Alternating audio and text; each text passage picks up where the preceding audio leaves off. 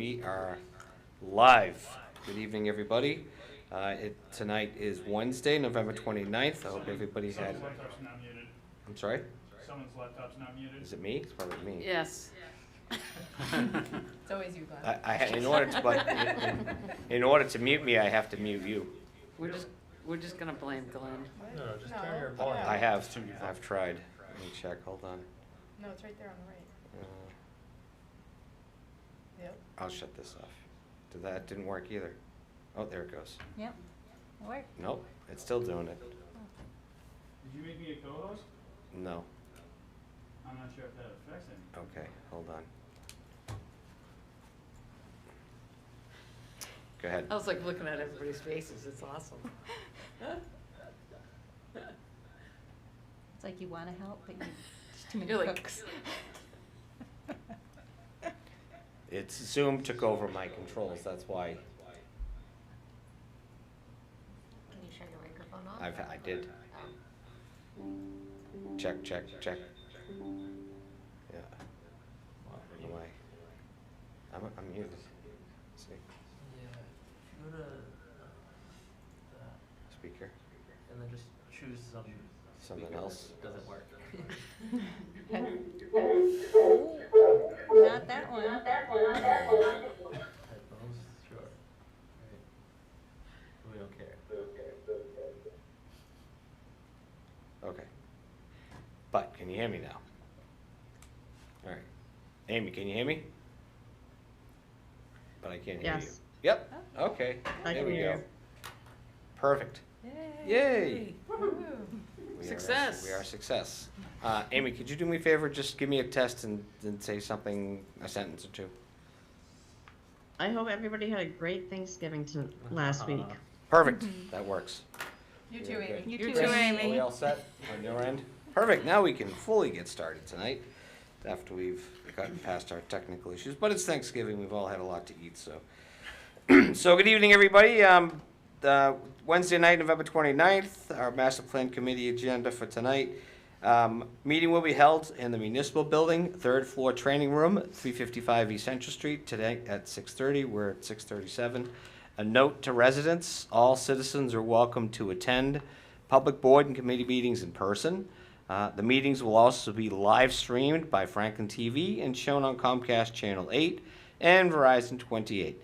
Channel 28. Recordings of meetings are available on Franklin TV's Franklin Town Home TV YouTube channel. And additionally, in an effort to maximize citizen engagement opportunities, citizens will be able to continue to participate remotely via phone or Zoom. The link to access tonight's meeting is listed below, or copy the pasted URL from the browser. Our call-in phone number tonight is 1-929-205-6099 and enter the meeting ID 8955-2184-706. That's 929-205-6099 and enter meeting ID 8955-2184-706 and then press pound. All right. So the first thing on our agenda are meeting minutes. They are posted on the town's website under the Google Drive. The minutes should have been reviewed, and we're just looking to approve the minutes for September 13th, in the 27th, 2023, as well as October 25th, 2023. Since we have a couple of people remote tonight, tonight's going to have to be a roll call vote for any votes that we take. Clerk, if you don't mind doing a roll call vote for the minutes of September 13th, 27th, and October 25th. I would be happy to. Is Bruce absent today? I think Bruce Do we is- need a motion first? Oh. Was there a motion? One more thing to get your recording going again. Oh, you're There right. would be a motion. That would help. Recording in progress. Is there a motion to approve the minutes? So moved. Second. All right, roll call vote. Megan? Approved. Gino? Yes. Rick? Yes. Janelle? Yes, Eric? Yes. Jen? Yes. Joe? Yeah. Erin? Yes. Ken? Yes. Clerk, yes. Vice Chair? Yes. Chair? Yes.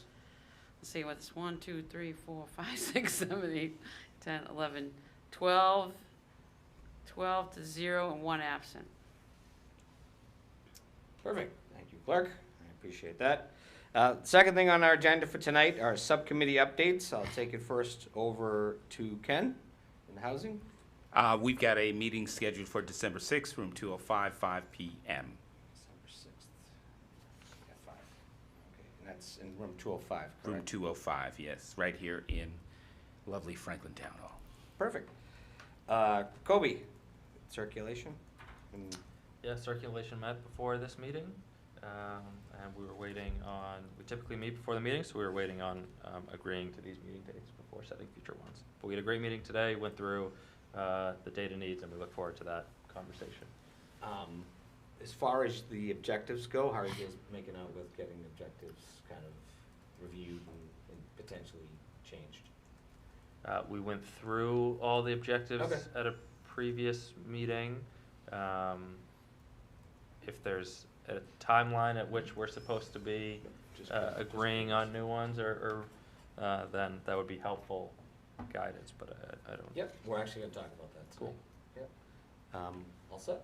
So, Gino, sustainability? Sustainability has a meeting scheduled for Monday, December 4th, here in this room at 7 p.m. Cool. And Megan?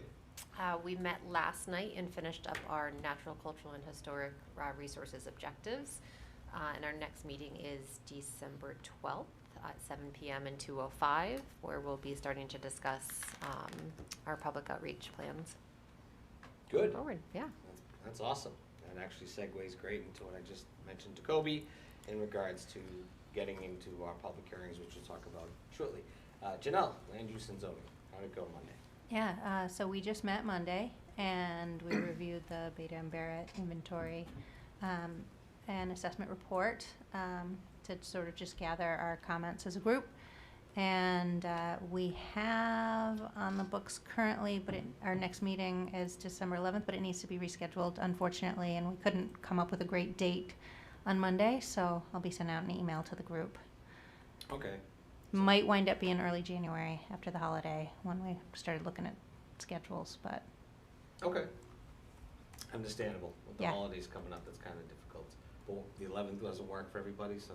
no. the And holidays. then that meeting, our intent, and I'm looking at the screen at Amy, is to have Amy and Brian at that meeting so we can talk through anything related to land use and zoning that's in progress, just so our subcommittee can really understand that.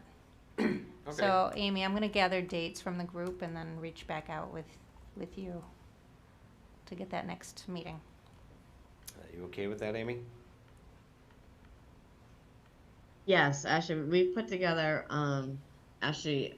we already have a list kind of going internally with our department Awesome. for any zoning changes and parking issues and all that stuff. So I think we'd be prepared to meet with the committee. Perfect. Thank you, Amy. I appreciate that. Anything else, Janelle? Nope. All right, perfect. That was quick and easy. One of the things I do want to, that did come up, and this kind of harps right back to what we talked about a few minutes ago from Kobe as well as Megan in regards to the subcommittees, looking to set potential future dates for the public hearing. As one of the things that's on our agenda for tonight is line item 5, talking about the 2024 meeting dates. So when we get to that point, I'd like to see somewhere within that timeline that each chair of each subcommittee would like to propose dates for them to reach out for public interest hearings, basically, sometime between January and March, when we get to that point. I just wanted to bring it up now during subcommittee updates. Any other subcommittee comments? All right, good. Well, that moves us down to agenda item number 3, existing conditions and inventory draft report. Amy?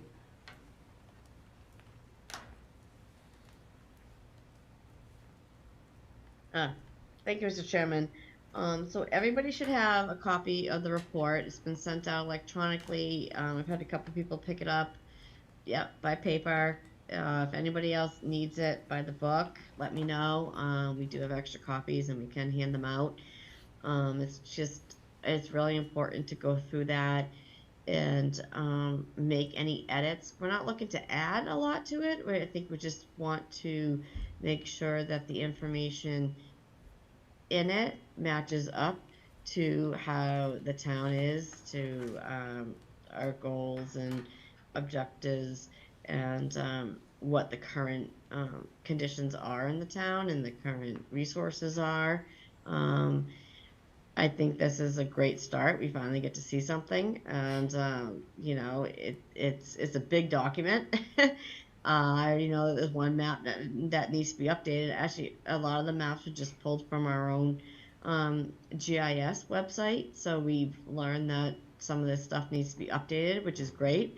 This is part of this whole master plan committee planning for this, and I think that any feedback, everybody got a Word spreadsheet. I think each subcommittee should just do their own spreadsheet, or each person can do it. It's okay if I get 20 of those. I've already gotten one from the police department. I've gotten one from our water and sewer superintendent. I know that there's also, I've had a few comments on the one that's been on the drive, but it'd be great if each subcommittee put one together. And then if you have ideas outside your subcommittee and want to submit one separately, just make a copy of that Word document.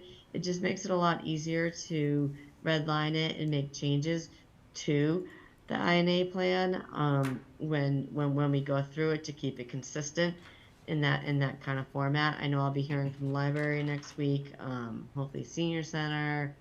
So if there's any questions on providing the feedback, I don't want to answer really any questions on the A&I document, other than it's in everybody's hands, because that's going to probably be more the next meeting. But if there's any questions on providing feedback, let me know. But I think using that Word format, like I said, you can do it as a subcommittee, you can do it as a committee member, whatever you want to do, put into there and get it to me, and we're going to collate everything, get it back to Beta and Barrett for review, and then at the next meeting we'll be discussing the changes. Now, Amy, this brings up an interesting question.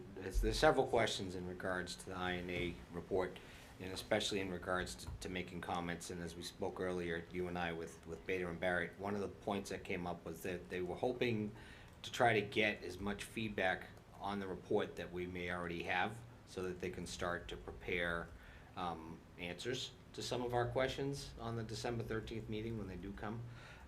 But one of the things I'd like to do is, Amy just mentioned, this document, excuse me, this document is printable. You can print it out, and I know, Gino, you had a copy of it on your Monday night meeting at the Land Use and Zoning that you've already made some edits to. And that's great. I think everybody should keep a copy. Each chair and each subcommittee or person can keep a copy of their own edits. But ultimately, what I would like to do, and this is just, to me, seem like the most logical thing, is that once you've got a fair amount of comments or a fair amount of changes that you propose on your sheet, is to translate them into this Google sheet, so that they're on the website, and Amy can see them as they get generated, and then we can actually forward this copy to Beta and Barrett for them to review prior to the December 13th meeting, so that when they do come in and we start discussing the INA, that they've got some feedback on some of the stuff that we've discovered. I mean, one of the first things I discovered right out of the gate was the fact that the Pond Street property, the 33.9 plus acres of property, we sold that back in 2016. It's no longer part of our EOA, and it shows up in the EOA map as being a piece of property that we haven't had for almost 10 years. So yes, Amy's not wrong when she says we've got maps, we've got a lot of information that's just been kind of sitting around in our planning department, on the websites and other locations, that as part of this master plan process and part of the INA draft, it's kind of our responsibility to kind of go through it along with Bader and Barrett and the planning department, as well as the fire departments and all their departments, to nitpick it and find any information. I know many of you have already gone. Joe, you said you've gone through this soup to nuts, front to back, right? Gina, yourself? So this is our opportunity to make these comments. I would like to suggest, though, that during the process of finding these changes, to add them to your sheet, and then as soon as you've accumulated a fair amount of them, translate them into this online Google document. So Amy has an opportunity to view it. B, Bader and Barrett has an opportunity to see it. But it will also allow us as a committee to look at the changes and say, all right, we've got a little redundancy because we've all picked up on one thing that's the same. Because if Ken goes through it, Megan goes through it, Gina goes through it, Joe goes through it, and all of a sudden everyone notices the same change, to write it down 4 times is kind of redundant. So we really want to kind of streamline this sheet so that when Bader and Barrett get it, they're not answering the same question 4 times. We can, if we have 4 people comment on the same thing, we'll just take them out and make a note on that one thing, make it one line item, and note the source to which those were changed. Yeah, Jen, I see you've already made one change. So. There was the page I was looking at as we were talking. So. Yep, and the funny thing is, but I have a whole list. I just haven't started it yet. And the funny thing is, that's exactly one of the things I made in my book was that picture. So we just to avoid redundancy, I want to compile all of this and then take out the repetition.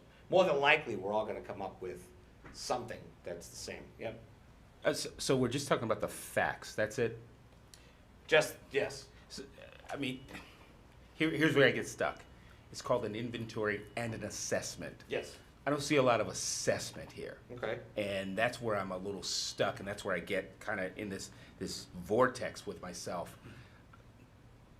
I don't find just the facts entirely useful.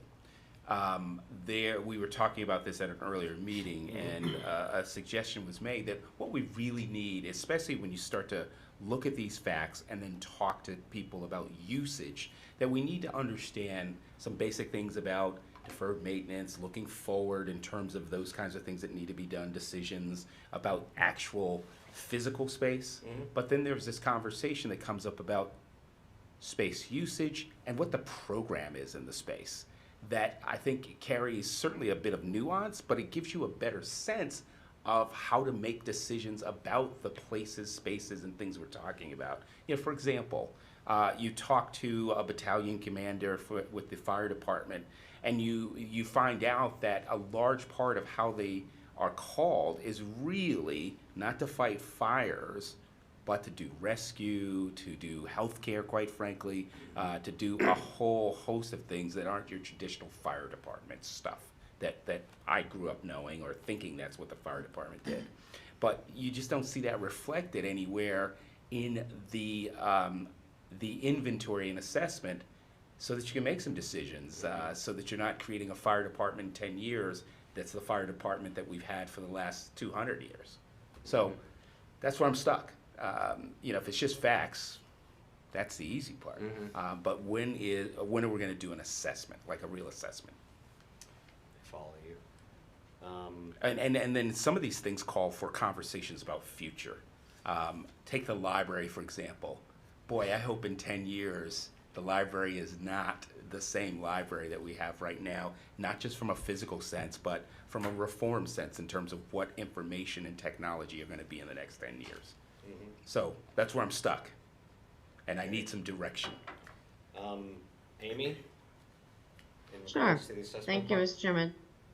So this report is to show what we have existing, and you're exactly right, Ken. What you're saying is it's showing what we have, and what we need to do is to take this report, and you are elaborating to some great ideas to say, this is all we have, but we can do so much more with what we have. And that comes as part of moving forward with our goals and objectives towards the master plan. So this is really just to show, okay, you're exactly right. We have this fire department, They don't have a lot of fires now. I know that too, being in meetings. But they have a lot of resources, and this is what they're doing more. So in the next 10 years, as we work towards the objectives and the goals of the master plan, which will be the next steps after this report, is what do we do with that? And where can we take this report and make it into our next 10 years for the master plan for the future? So this is really just to show some of the stuff I honestly read, I didn't know that we had. So that, which is great. And I think that like people can understand that. Like, and you just brought up about a lot about the fire department, and I know they got a lot of rooms there, and they're also spending more on ambulance probably than they are fighting fires. So what do we do with that? What do we set? What would they like to see goals and objectives moving forward? What do they need in their future to continue their department as far as land use and open space? I mean, a lot of open space has been acquired, so we definitely have a lot to plan for. The open space plan that's been acquired, rezoning, all as far as getting stuff rezoned and what we want to see as far as development in the future. So totally agree with you, Ken. This is just the first part of many more parts to the master plan. If I may, one other point too, I think there are a lot of concepts in here as I read through them that committee to committee may contradict themselves. Words like growth, quality of life, how we want to show up, what we want to be known for, and I do think that there's got to be a conversation from a conceptual standpoint from the various committees to iron out what growth means, what quality of life means. And again, here's where the assessment runs into the inventory. Good quality of life. Well, I'm not sure an inventory should be making a comment about whether the quality of life is good or not. And I think this is really just an inventory. Fair enough. I know, Megan, you had your hand up. That's okay, you can go. Megan, go ahead. We'll come right back to Jen. Go ahead, Megan. So I think Amy explained it really well, but I think how I've sort of gone through the same thought process of, the inventory and how do I think through this. And so I've looked at it too exactly. The inventory assessment is just an inventory. This is where we currently stand. Our goals and objectives are the part of where we want to be. And some of the things we talked about even last night in our subcommittee were things that aren't in our current goals and objectives. It's some big picture things that we want to make sure that we include in there. And then for me, what was missing from the beginning that I've sort of wrapped my head around a little bit more is, all right, so we've set these like goals that are sort of not really open-ended, but like a lot of the ones that we have from the 2013 plan, like, oh, like we're just gonna, this is ongoing, we're continuing. And like, well, why is this so broad that we can't say that we've closed it off? But I think that's really where the implementation part comes in, which this is like a new thought process for me, is that that's where you get specific of, okay, here's this big broad goal and a broad objective, but here are the actual action items that we can look at going forward to accomplish these goals. And whether all of them are met in the next 10 years, maybe not, but at least there's specific action items that can go under the implementation to make sure that they're being met. I don't know if that's correct, but that's how I've thought through the process. No, I agree with you, and in fact, just as a way of explanation to the committee as a whole, one of the largest steps of this whole process will be accumulating everything we've done through the public hearings, our subcommittees, our objectives, our goals, our reassessment of the inventory and assessment draft documents, and then ultimately at the end, spending a significant amount of time figuring out ways to implement all of these things. And that's really one of the meat potatoes of all of this, is once we've accumulated everything we need to accumulate, we've readjusted everything we need to adjust, and we've set new objectives and goals, now we have to do the hard part of coming up with a plan to implement those goals and to implement those objectives and to implement any future reassessments that may be necessary for certain aspects. I mean, one of the things that came up last night with our discussion that Megan was talking about earlier is now we have all of this open land. Now we have to kind of not only it's not even really a matter of reassessing the situation.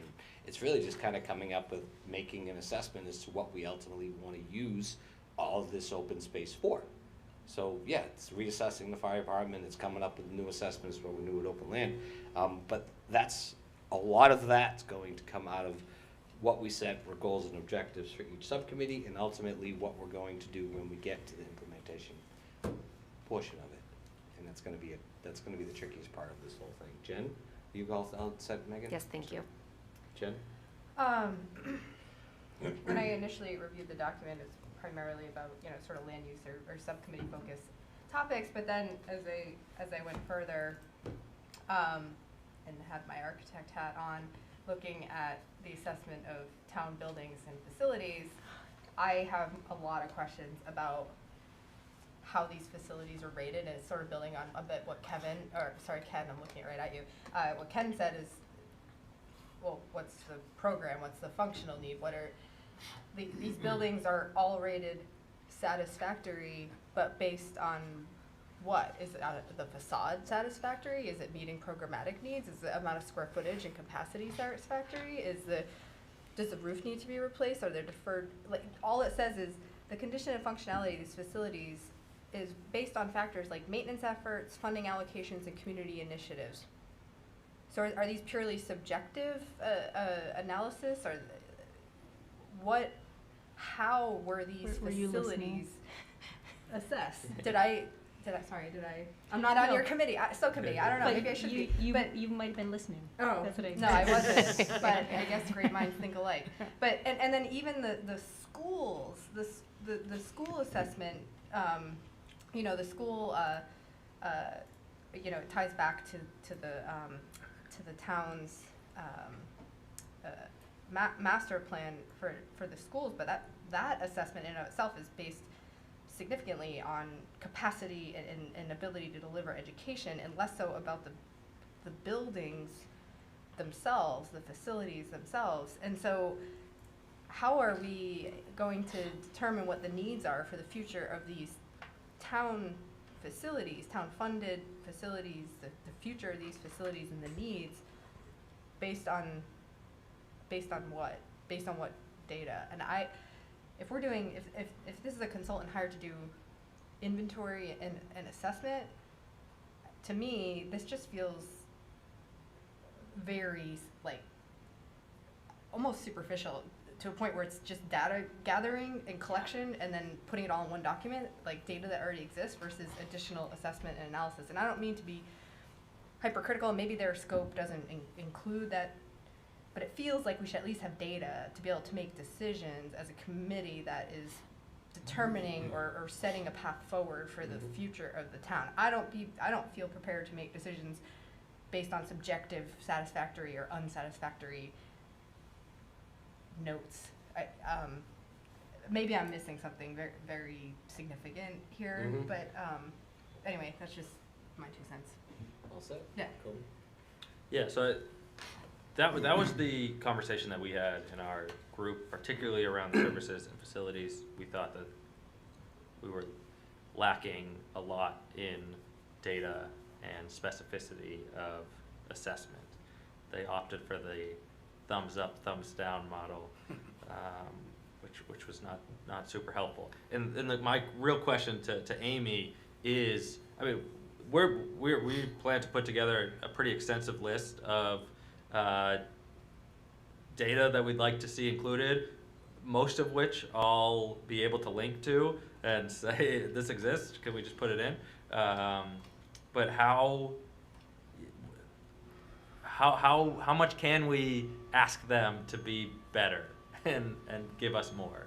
You know, like around the, just taking one example, around the satisfactory buildings. You know, can we ask them to do it over a set of variables? You know, yeah, facade versus size, and you know, how much can we ask, or do we ask and we let them tell us what they can't do? Amy? Yes, thank you, Kobe. So probably facilities is like a really hard, probably one of the toughest elements here, because I do believe that the town is hiring someone to do a full facilities assessment on all our buildings, which we have not done yet. I know we did the Davis Thayer. So they can only use the data that we provide them. So this report is the data that we provide them. They're not going to go in and analyze every single facility in town. That's totally not part of the scope. And I totally agree with what you're saying. When you say satisfactory, what does that mean? That could be a little bit more explanatory, and that's a good, feedback comment to our consultants. But I think that when we get, hopefully, I believe there's a facility study in the works of all our buildings. It's not part of our scope, but it is in the works to assess everything within the buildings. But they can't assess roofs. They can't assess, they're just kind of more looking at capacity, accessibility, safety for our buildings. But this report is not going to go into detail of every single building and what is available. And that's really not the point of it either. As far as the inventory and assessment is to show what buildings we have and what is available at the buildings currently. Goals and objectives could show,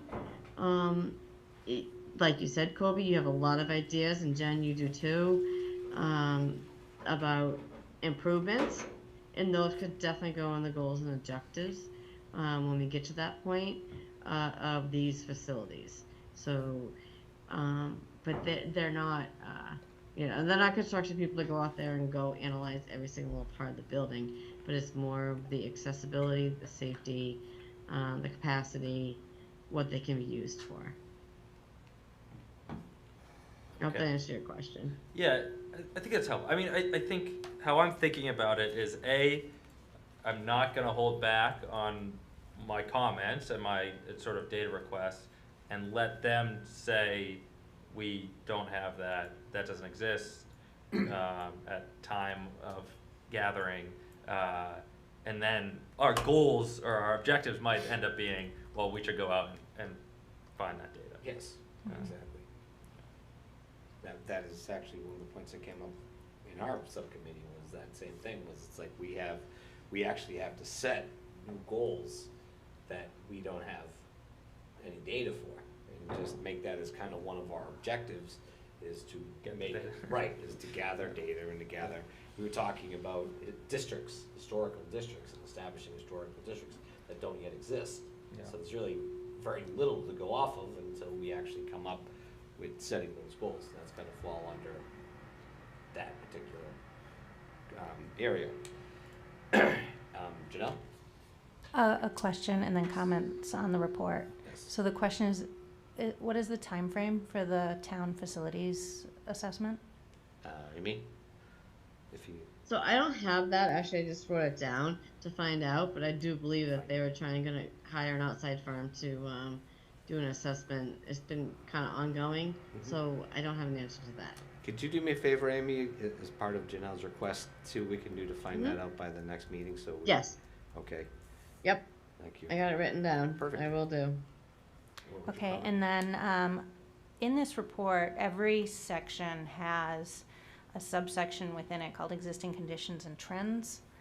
And thinking about trends, what I was looking for in the data is not just one graph that, like well, first of all, a lot of the data that's in there was a gathering of existing data, and if it ended at 2018 or 2019, that was stuck in the report.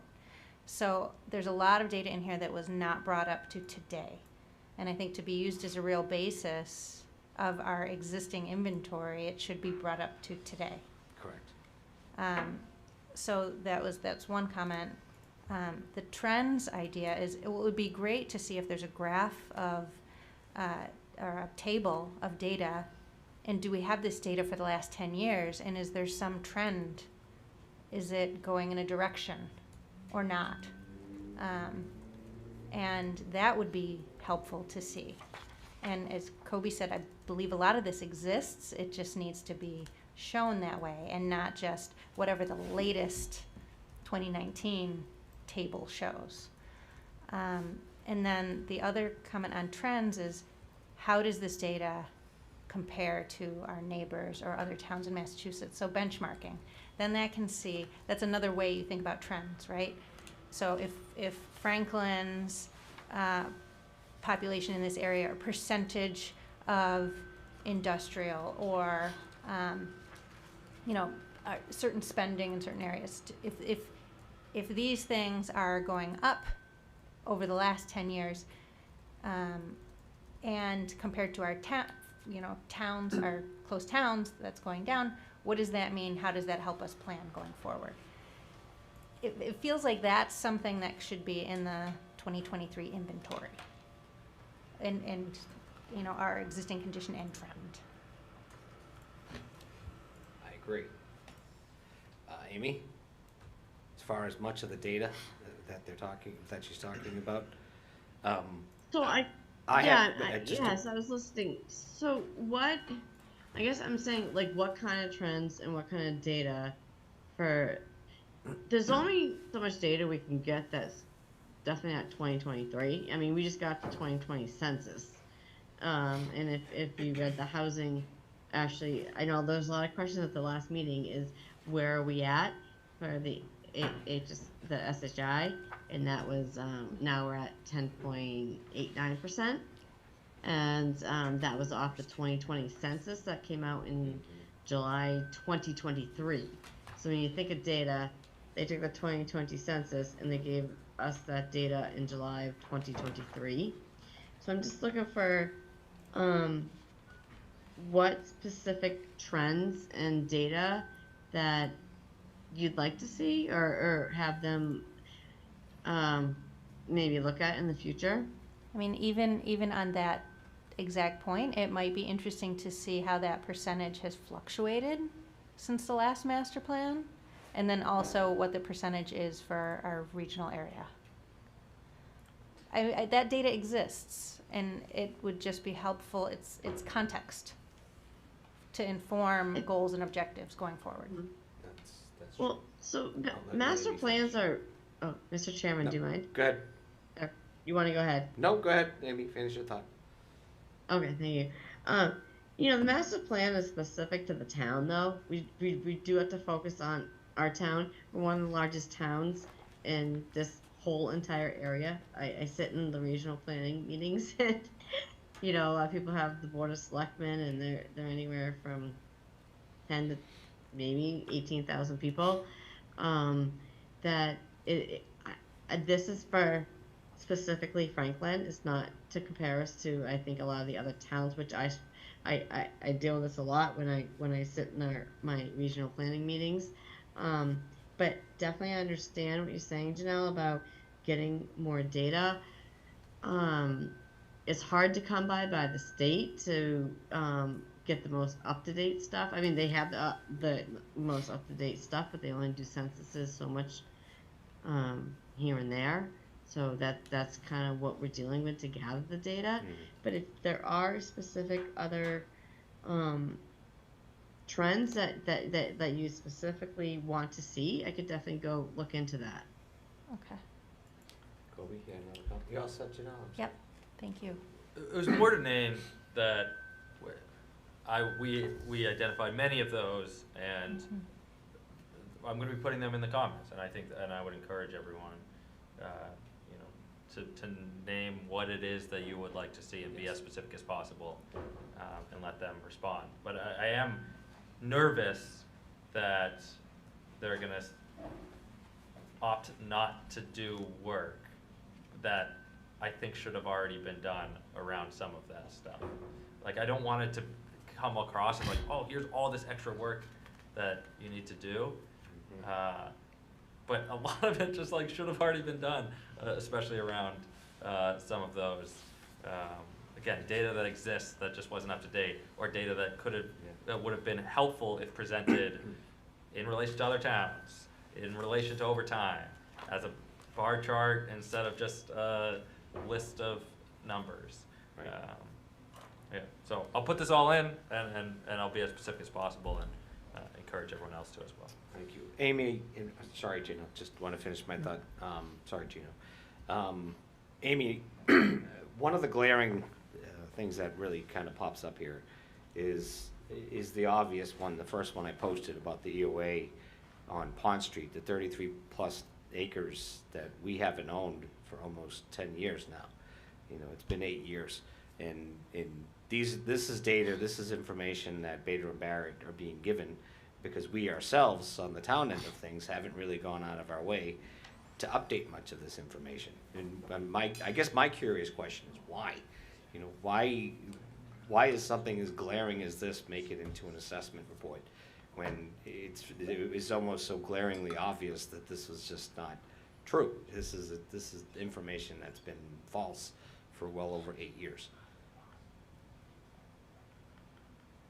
So honestly, I mean, I really can't answer that. I guess I can put it on all of us as town staff that is a map that should have been updated. It did not get updated. Kind of fell by the wayside. It you know, they did, I think, when was it? Probably back in 2008, 2010, when they developed a lot of these economic development growth areas, and then they got developed and kind of just kind of fell by the wayside of updating. So it's something that us town staff needs to work on. And again, everyone works hard in the planning department. I'm not looking to, you know, I'm not looking to put anyone down in the sense that there's a lot of work that needs to be updated here. It's just frustrating when I look in the document and I see information that hasn't been updated for almost 8 years. And Bader and Barrett did they not even ask, hey, is this, what's this current, how current is this? When's the last time these were updated? When was the EOA last reviewed? When were these maps last reviewed? Did they ask these general questions to you and to the staff?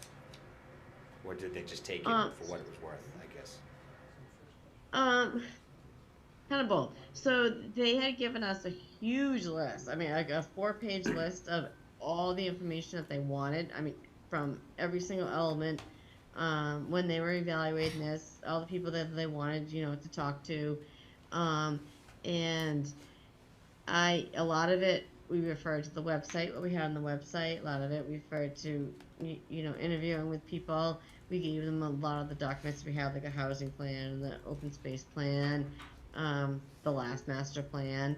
So they took what we had, is basically what they did. So they took what we had, or they I took don't what we believe gave that they're going to question everything that they were going to take off the website, and I think this is the whole thing about updating the master plan, because we catch all the stuff that has not been updated as well as part of the process. No, fair enough. I agree with you. This is a grand opportunity for us to kind of view much of this old information, kind of you know, pick through it and update much of it ourselves. It's just that it seems like there's a lot that's kind of outdated here, that we really need to look through, really fine tooth comb. Joe, you have a comment? Reading through the whole report, after reading some very simple first grade effort in this, I don't have much faith in the whole report. A very, very simple thing. Only 4 houses have been built in the past 4 years in the town of Franklin. New home structures from 2020 till today. 20, 21, 22, and 23. In 4 years, only 4 houses have been built. Where did that information come from? Are there footnotes? They have footnotes that refer. Some of them have footnotes. I'm not sure, Joe. Honestly, I'm looking right I at the don't chart. have it in That's front right of me. here. Page 30. Year structures built. It's got every year broken down. 2010 to 19. 1,000 houses. Goes all the way back to 1959. It says built from 2020 or later. 4 new structures. What does that tell you?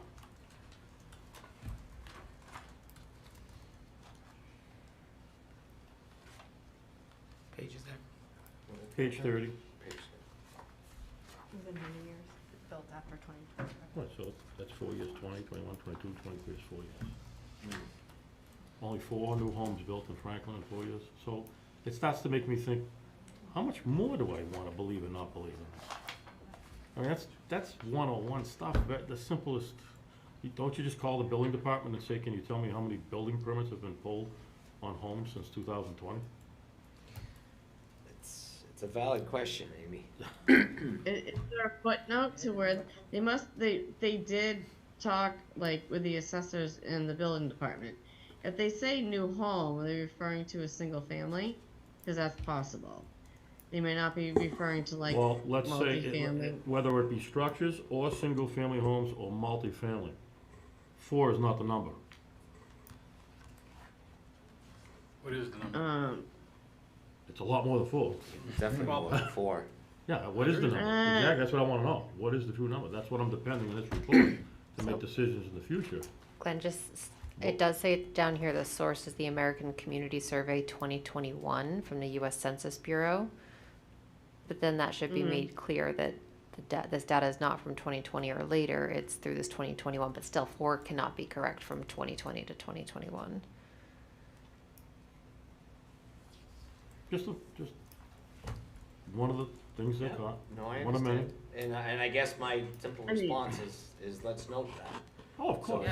as part of the process, as part of kind of filling in what we find and we note, is to put that into the spreadsheet so that we can make that information feedback, both to Amy and the planning department as well as Bader and Barrett, so that information can be clarified.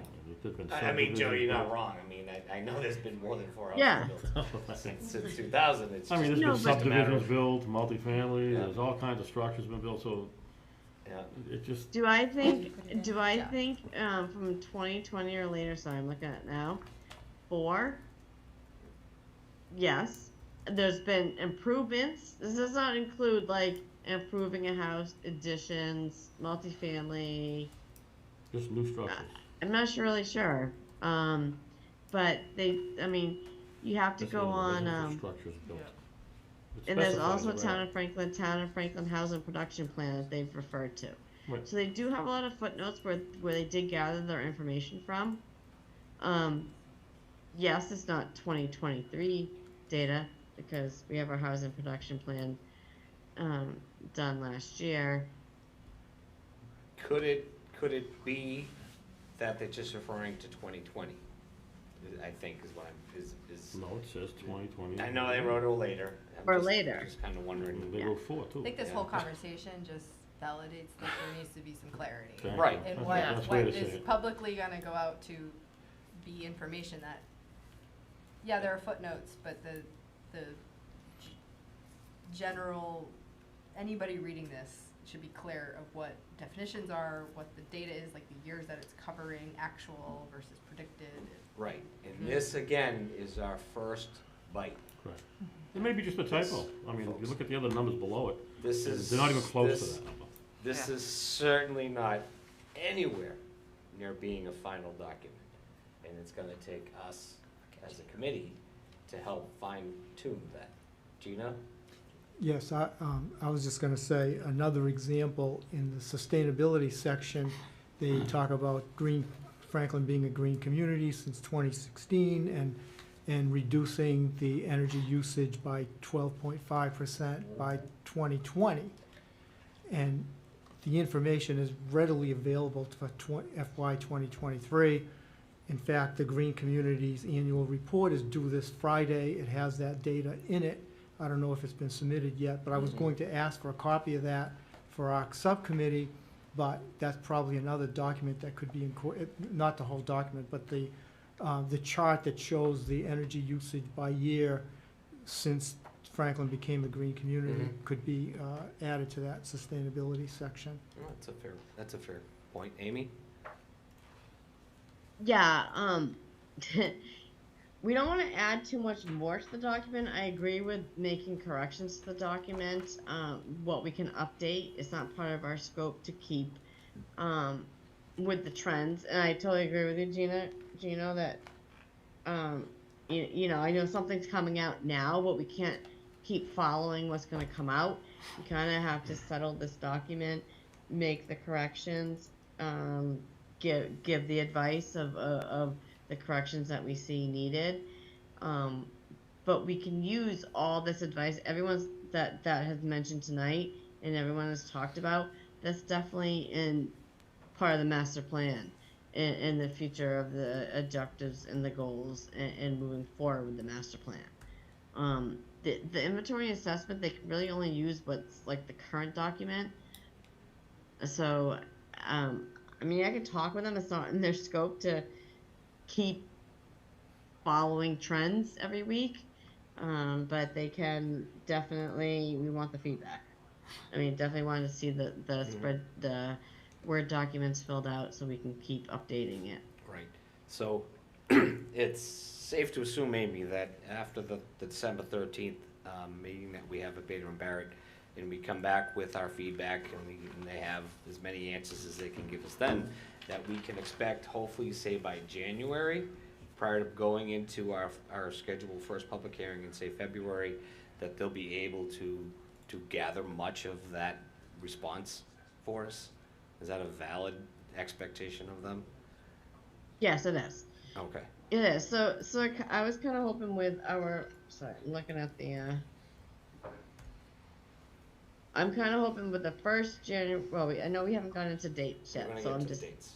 just kind of saying, for January 10th, I'm hoping to have the survey results. January 24th, we can get into the final document for, the INA, and then looking at the public hearing either the 7th or the 21st, for that. So yes, going into the 13th, hopefully everyone already has submitted all their comments. I'm able to get them to Bader and Barrett, and they can review the comments, and kind of narrow everything down. If there's any final questions on that, that would be the next meeting, and then after that would hopefully be the survey results. Perfect. Thank you, Amy. Gina, you all set? Yes. Anyone else have a comment in regards? Jen, you wanted to finish your thought? Not about the report. Okay. We're jumping on to the next thing here, sorry. Okay. Anyone else have any further comments? All right, so just by way of clarification, with the INA report, conditions and assessment report, again, as part of either subcommittees or individually or as a team, however you want to do it, take some time to go through the document with a fine-tooth comb. Anything that you find whatsoever that you feel deserves a comment, please put it into that document, your own personal document, and then when you've got enough accumulated into your document, again, please translate that into the online template that Amy will have access to so she can review it, and then Bader and Barrett will have an opportunity prior to the December 13th meeting so that they can come back with some of the feedback to our questions. Fair enough? Okay. Cool.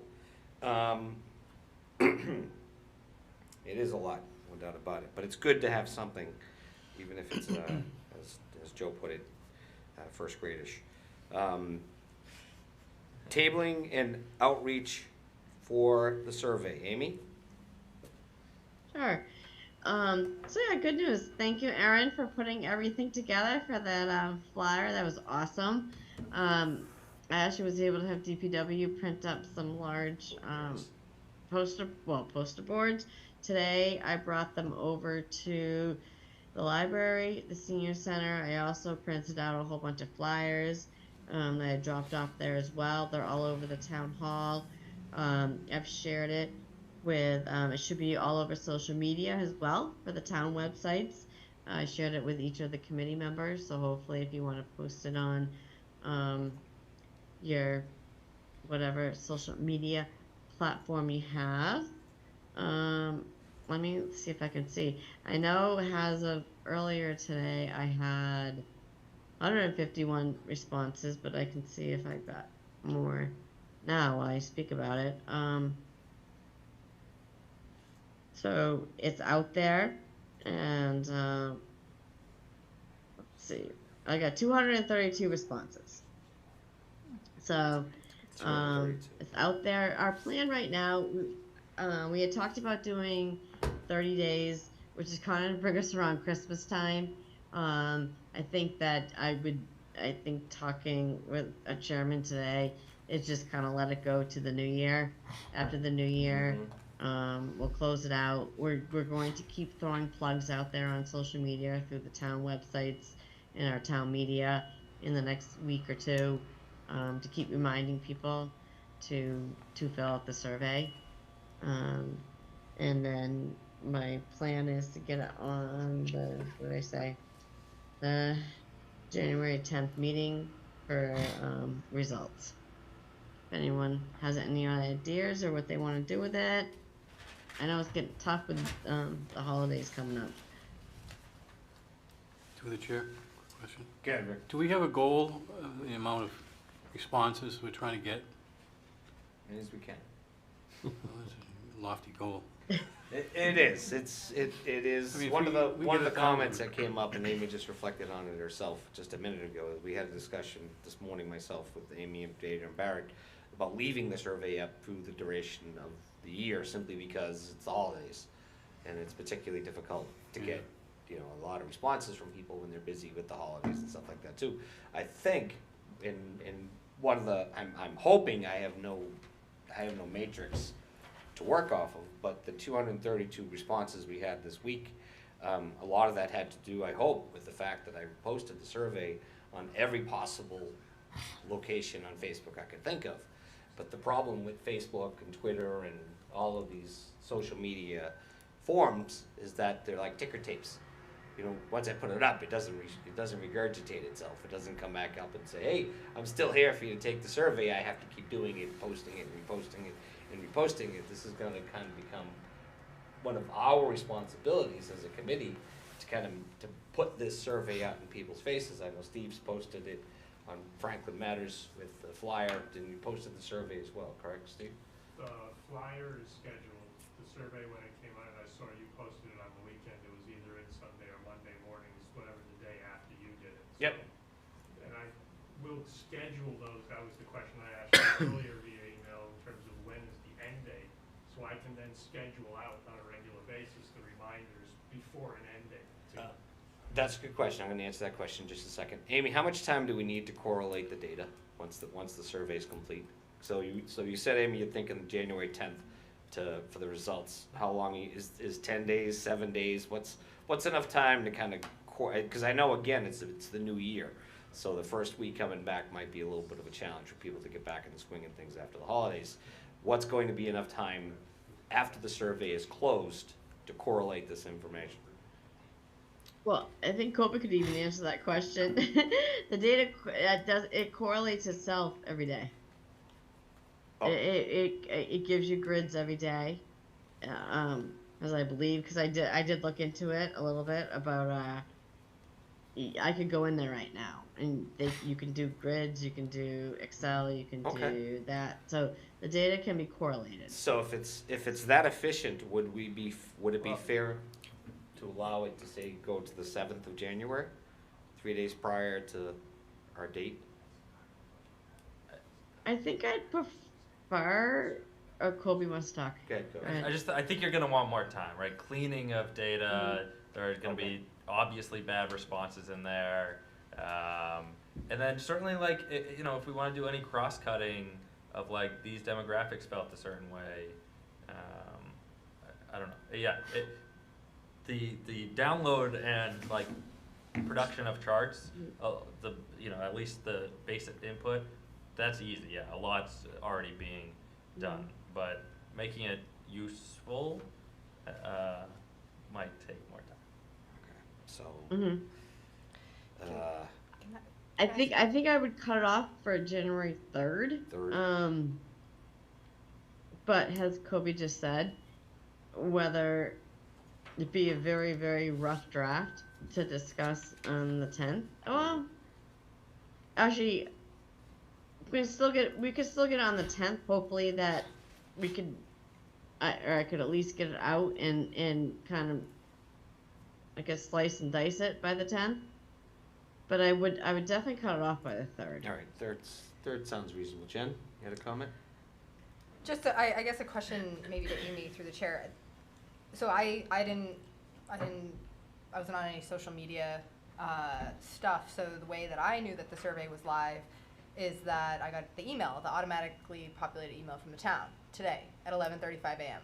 And it took me 3 kind of nondescript links to finally get to the survey. And I'm wondering from that email, and the email itself almost looks like a spam email. Like it looks very unofficial, and it comes from a very unrecognizable email address. It's like cmsmailer@civicplus.com via sendgrid.net. To anybody who is somewhat aware or very cognizant of phishing attacks and It might be considered spam. Right. And so I knew this was coming, but to a lot of unknowing people, I bet they're like, is this really from Franklin?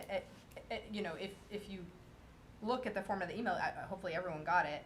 You have to click the link that says read more, which in and of itself just feels like spam or phishing. Mm-hmm. Then it takes you to our Form Franklin Future survey website. And then it says, please see the attached flyer. So then you have to click on either the PDF itself or the link to the master plan committee page. I'm doing this live right now. And then on the master plan committee page, you then have to click here to take our master plan survey. And even graphically, the text of the maroon for links is very hard to discern from just the black or gray text from the rest of the page. It's not a very effective communication method if we're trying to just reach the general public who aren't necessarily avid social media users who are seeing the latest and greatest posts from our town council members and other active, engaged citizens who really care about this.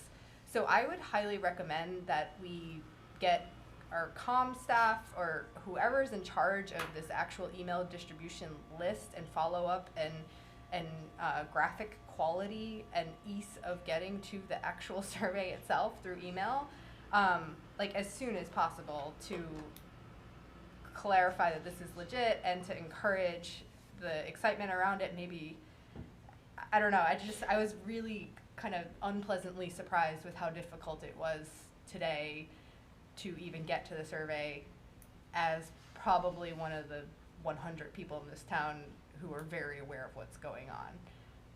That's all. Thanks. No, it's a fair assessment. We just let go of our comm staff. Yeah, we don't have any. We don't.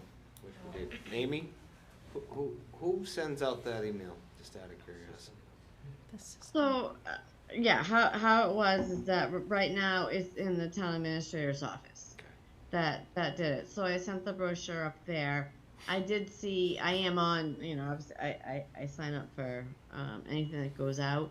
I did see it go out, and I did ask if in the future they could add the link to the master plan update committee website where the survey is.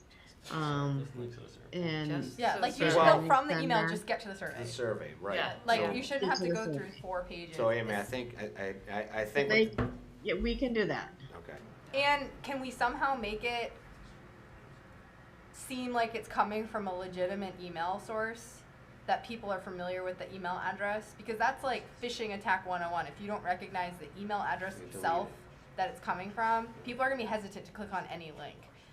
So Well, I just, but anybody who, I guess, it came from anybody who signed up. Like if you here, you I'll know share you my, get onto I'll share my screen. I mean, well, you get on the town of Franklin. Right. Actually, I know. I'm just trying to understand. I know what you're talking Yeah, about, Jen, and go I'm right just trying to the town's understand this. website. This You get onto five, town website, town of Franklin website.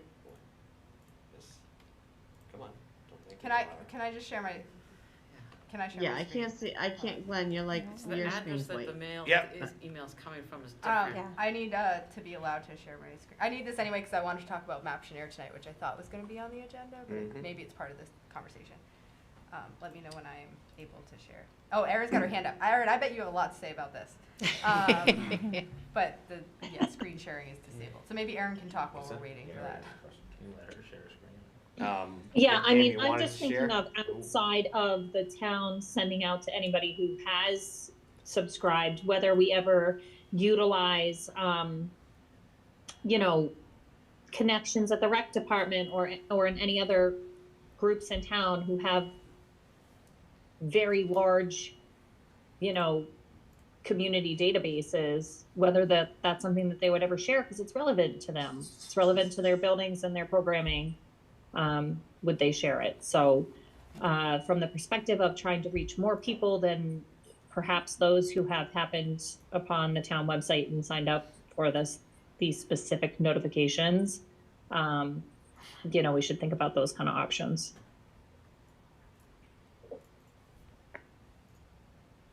Can I just make a quick comment on Go ahead, the Jen. email that went out? Yep. So I was not surprised at how it looked because I subscribe to all sorts of different town email mailing lists, and they all come from this generic CMS mailer, blah, blah, blah. And it's, if there's something going up before planning board or zoning board, it just comes through with like an address, click here.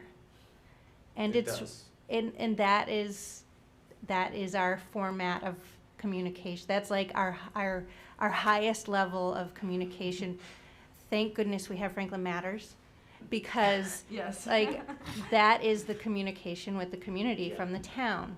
And so in terms of our community services subcommittee, we've talked about technology and communication and becoming more modern and user-friendly. So it came through like every other notification that comes through, just like it's just an automated, simple text, looks like a fake thing, and Can you allow me to share my screen? Or whoever's Sure. control of this? Yep. hold on a second. And Glenn, Sorry, can I Janelle, just continue. jump in? Sure, go ahead. As while I'm you're, I done. just Go want to ahead. be Go ahead, with Megan. Savannah while you're speaking. I know. Yeah, Jen, just while Glenn is adding that, Amy, going back to exactly what we're talking about here, even obviously having the link to the survey in the email is ideal, but if you also click on a link that then brings you to the Forum Franklin Sure, Futures survey page, like the link for the survey should be on that page as well. Right. You shouldn't have to click on other pages to get to the survey. So can we get that link added to that specific page as well, please? And thank you. I think I've done it. Under security. Oh, under security. Gotcha. Hold on. Sorry, Megan. What, Oh, okay. where are you at? I am Just so I on can the follow this. franklinma.gov website, and on the actual Yeah. Forum Franklin's Future survey page, there's no actual link to the survey on there. Okay. That's So, what Jen was this is saying. my Mm. personal email. Don't look too hard. But What? this is the email that I Right. got at 11:45 a.m. So this is what we're talking about in terms of it's a sentence, and this is who it comes from, which is very suspicious. Yes, I agree. I'm used to getting the town stuff, but do people just ignore all the town stuff because this is what it comes from? It's a question. There's no graphics, right? There's nothing, none of the Forum Franklin Futures brand, right? With anything. And then, Town you brand. have to read more, and it brings you to this page, which is Mhm. great. But again, the red is almost impossible to read against the gray. So you're like, oh, do I click this flyer or do I click this link? I'll click the link. Okay, now I'm on the master plan committee page, Right. and I'm scrolling because this is the link. Here we go. It's also hard to see graphically, so anybody who has visual impairment or Mhm. like this is not an Color blindness. inclusive. Mhm. And never mind, I haven't even done this on my phone. This is just on my computer. So the phone format for all of our digital natives who aren't, who are getting notifications that way. Finally, I can get there. Like it should just be sent as a link straight to this URL with the branded Forum Franklin Future. And it should, maybe it should come from Jamie. Maybe it should, like, somebody, a trusted source, like, directly. I don't know. It's just a suggestion. I think we're going to get a lot more responses if Well- just the communication in general can be. Jen, I agree. agree with you. I agree. I agree with you. This is a discussion that we as councils are gonna have to have with Jamie, to see what we can do to try to improve this method that we're doing. I will admit that the fastest way that I got this, I know it's always money, Steve. The fastest way that I got this survey out to social media was to quite literally copy the URL. But to that's the for everyone who survey uses social media. and just There are a lot go of people and who- just post it right to Twitter and right to Was- everything else. That way the link itself is the survey. Right. And Yeah, that's it's fine for all the first, social media second, users third, and even everyone who fourth follows you. Things. And Twitter, I'm just saying there's a lot of people, But this is That what you're don't. asking Yeah. for, though, is that simplicity. yes. So that once an email or once a link or once something pops up in your email, it's a simple link. But the irony of all of this is any professional IT person will always say to you, don't click links in emails. Because they send you to a potentially hazardous site where they could download malware or software and stuff that can do malicious things. So, I mean, just the fact that we're sending emails with clickable links is a deterrent from Well, it's people wanting to clickable links are even fine if it comes click from on a it. trusted email. The True, but so. nowadays they can make eBay look like eBay when it's not eBay.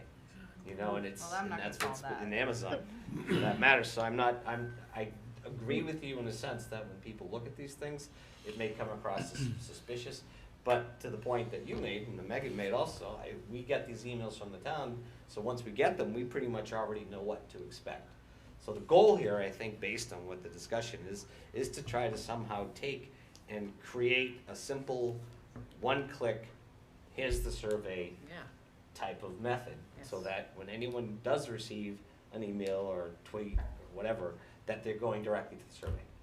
And that the explanation, and this is one of the things, Amy, I was gonna note, is we're really quite vague in the explanation of the master plan survey. It doesn't really say, hey, these are some of our goals, these are some of our thoughts, this is what the master plan is doing. It just simply says, hey, do you want to be part of Franklin's future? Take this master plan survey. It is a little generic. We definitely should look into maybe updating that first paragraph. But we do need to create a link that is gonna take us directly to the survey, regardless of the fact, because we only have technically a month to get this survey done. So, Amy, is there any way we can reach out to Julie in the town admin's office to maybe, and yourself, to maybe update the town's website so that the link isn't so buried? I mean, and I agree, because even when I look at it on the town's website, let me pull up the town's website.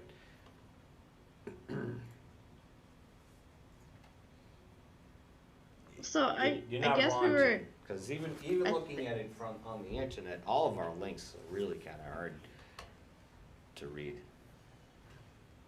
So, go ahead, Amy, I'm Mhm. sorry. No, I think because I was just trying it because I went to you know the link that we had, and if you do the QR code, you get straight to the survey. I Okay, get that that's fair. if you know if you just go into the email that was sent, you know, that's like your typical email you get when you get public hearing notices and all that stuff. So, and I do feel that I understand what everyone's saying about needing to know that this is real.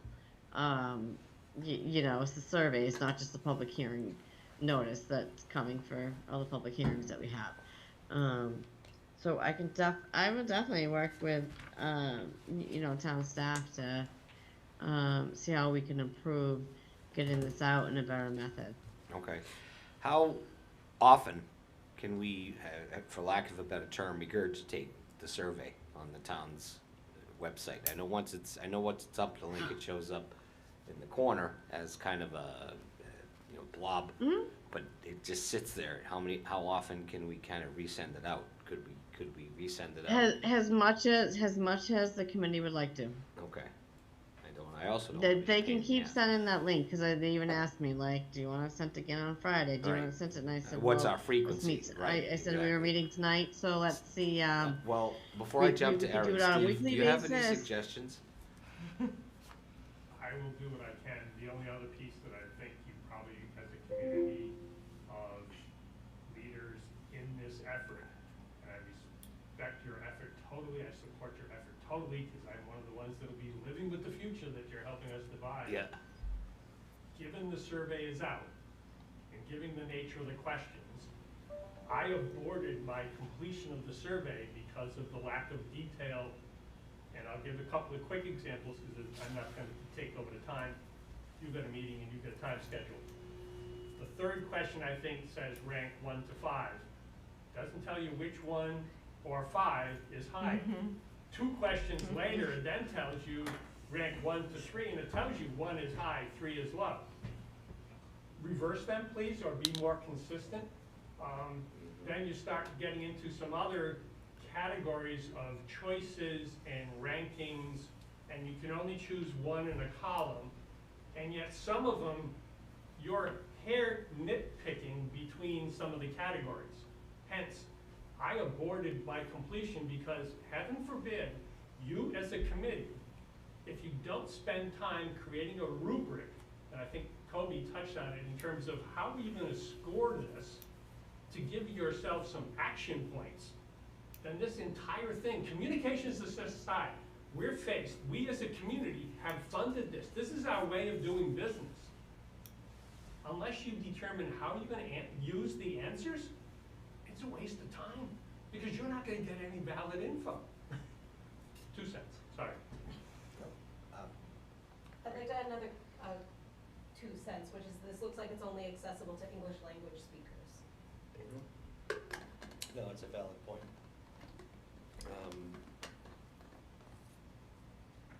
Well, I guess this kind of boils down to a Google question. Amy,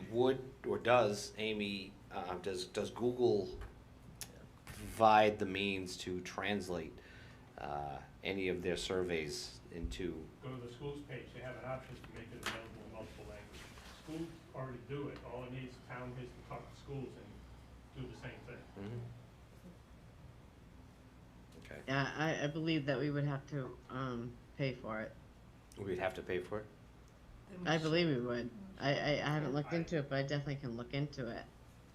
School budget is not that far. It's a Google service. It's just an option on the pages. The pages need to be set up. Yeah, that doesn't sound like something that would be an additional fee. That just sounds like a setting more than anything. But the town needs to get the message out in a way that's accessible too, let alone the Yeah. survey itself. Right. So the public output, even the emails, per se, go out in some either second or third language, whether it be Spanish. Where does it stop? Council meetings, planning Well, board meetings? The cable TV? The school I does a agree, very but good, we the are school system does a missing a good job demographic. of. Where does it I stop? do agree with that. But shouldn't it just be standard across all Yeah. communication? That How would if the town's sending out an email, it should have the option for translating. Yeah, That's how the schools do it. There's an option and for in this translating day for and age, everything. with the technology we have, it's really just a matter of picking and choosing what language you want to read something Yeah, but in. they And wanna- that should be an option. They wanna watch tonight's meeting, what do they do? Huh? It's like caption. Yeah, it really It all is. directs to this meeting, and this meeting's not closed captioned, or, Yeah, it is. I mean, It's auto-generated closed caption, isn't it? I mean, different languages. Yeah, no, it is. You can change this meeting to, Sure. to Spanish? Well, no, you I'm can't speaking change, right now? you can't change the voice, but you could change the captions. The Okay. individual user Yeah. profile settings can change. Yep. Yeah, that option is available. You'd be surprised. I mean, it can make me sound like Mickey Mouse if they want to on Google. I'm gonna try the council meeting. Aaron, did you have a comment? Maybe bored. I do, yeah. So couple things. First, if you right click on any Google form, you can select to translate it into any language that you choose.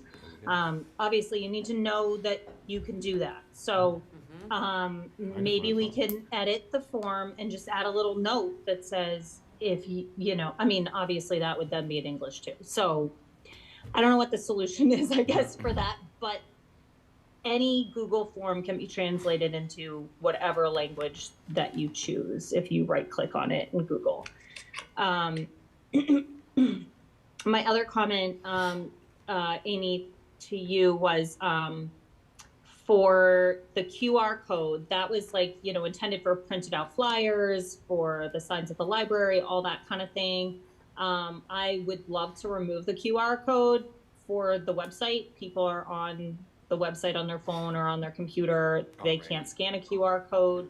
I would encourage whoever updates the website to link that photo to the URL directly, as well as the PDF to the URL directly, because otherwise it's, they're going to kind of hit an endpoint in their search. That's it. Thank you, Erin.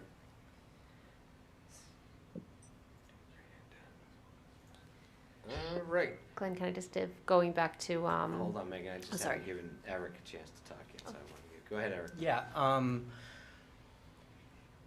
picking up on the inclusion of people within our community, I'm conscious that people who receive and sign up for the subscriptions might not be everybody that's out there, and there might be some people that don't know that they don't feel welcome to be participating in that process. I was wondering if there's some sort of outreach that we can do to some of those community leaders within the town to actively invite them and welcome their participation into it. Not just say, here's a survey, please take it, but to reach out to Franklin Cultural Council and say, we invite you to participate in this. What about our large Indian population? Is there a leader within that we can send the email to? And that if it comes from the town administrator, that's even better. But I'm sure we have a list of who some of those leaders within those communities could be. And to send that personal invitation, I think would really help to set that right tone and get their input to what sort of community they want for the future here too. No, that's a good thing. I'll note that down. Yeah, I might even be able to do that. That's just. That'd be great. It's simple.